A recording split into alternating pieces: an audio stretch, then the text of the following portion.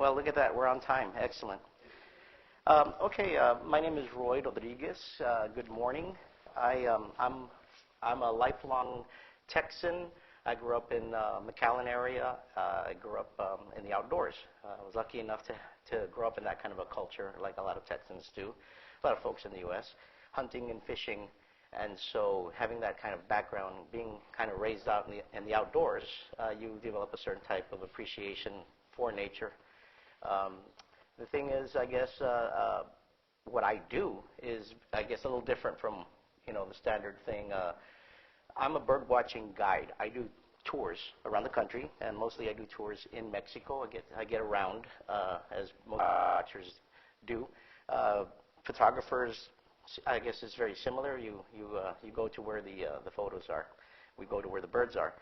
But one thing that I think about a lot is when I started out, I went to a bird watching festival in McAllen, local. So I assumed it was going to be loaded with locals. And there was 45 people on the bus, and the only other person that looked like me was the bus driver. And everyone else was from out of town. A lot of folks, mostly working age folks. We're not talking about retired folks, winter Texans, bird watchers and photographers that had come all the way down here to my little part of the world to see birds that I had never even seen before. And that's because I thought I was paying attention as I was growing up. But, something happened to me. I did notice something there. And I guess a challenge was put to me by a woman who I consider to be my mentor, Jane Kittleman, who said, I'm a teacher, she said, but I don't know why you showed up, because no one else showed up. No other locals showed up. She said, what would it take to get all the Latinos to show up to these nature festivals? And the only thing I could think of was maybe you should offer beer and brisket as well as maybe some music, and they would all show up, because those festivals, those heritage and music festivals, are packed to the gills with people, especially the food ones, So really, I was the only local bilingual birding international guide.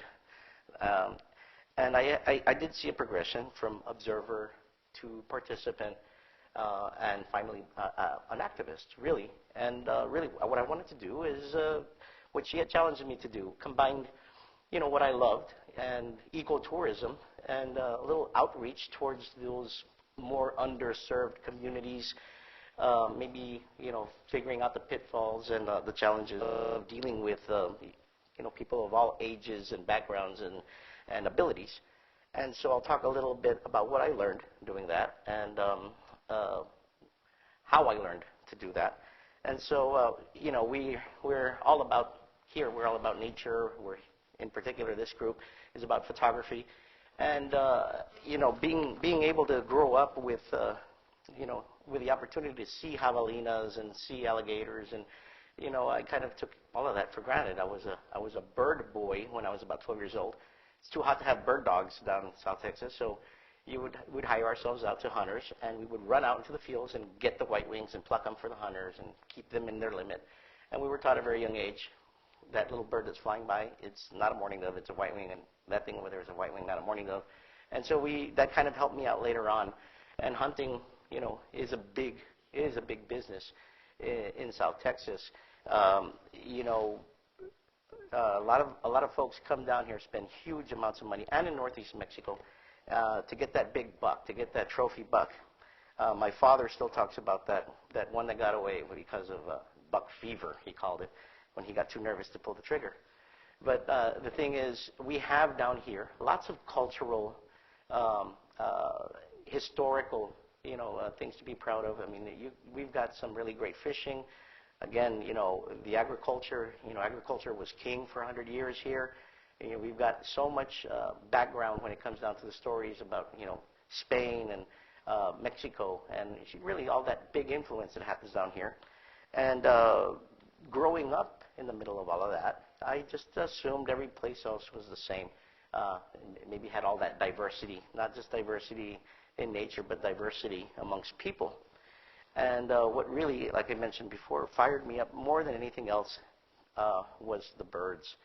And that first day that I went out bird watching, the ones that did it for me was it was a male painted bunting and an Altamira Oriole in the same field of view, side by side, in someone's excellent scope. Someone had a very good scope, higher. And so that was it for me. After that, I said, I'm going to do something about getting the locals involved a little bit more. So what was the issue, first of all, was exactly what Jane Kittleman had told me. You look like them, you talk like them, maybe you should go and present to them. I said, but I don't know anything. She said, well, if you know more than they do, then you're already an expert. And so she did say, I'll call you in a year or in a year and a half, and if you're still into it, I'll put you to work. And she did. She threw 300 kids at me and gave me a really messed up stuffed owl whose head would come off. And so I had to do the presentation with holding the head on so that I could show the kids this stuffed barn owl. But they were fascinated by it, and eventually started working with high schoolers, and that's really one of many of the things that I've had to do to really I did really take the challenge seriously. I started to wonder exactly where are the other people that look like me? Where are the people that are doing what I enjoyed so much? I really enjoyed working with people and working with guides and learning new things, but there wasn't a lot of programs that were set up that way for minorities or for young people. So I'm very lucky today to be in this. Every summer, I'm lead instructor for a group called the National Hispanic Environmental Council. It's out of D.C., and most of their funding comes from National Park Service. And it's geared towards 15, 18-year-olds in high school. We want to get them geared straight towards environmental careers, and mostly in the government. So we're talking about Park Service, Forest Service, USGS, you name them. Lots of folks in the government, minorities who are role models, people basically in the upper echelons of management in some of these places around the country will come out and spend a few days with these kids. These kids a lot of them are inner city kids. A lot of them have never been outdoors, never been camping, never been away from home, never been bird watching, and so we do all the soil and water testing and all these other really interesting things in lots of beautiful, iconic national parks. This is on Channel Islands, just last year, up on a big long hike up to the top of one of the islands up there. And again, these kids in California went on to create a whole bunch of programs themselves at their high schools and have already made up their minds what they're going to do. And really, that was the thing that really struck me too in working with these kids, because I know that at 16, 17, I wasn't too sure. I'm still sometimes not too sure what I'm going to do. But these kids have a plan. And a lot of it had to do with this kind of guidance, this mentoring, where they get to discover that there are jobs out there that they can do. There's careers out there that they knew nothing about.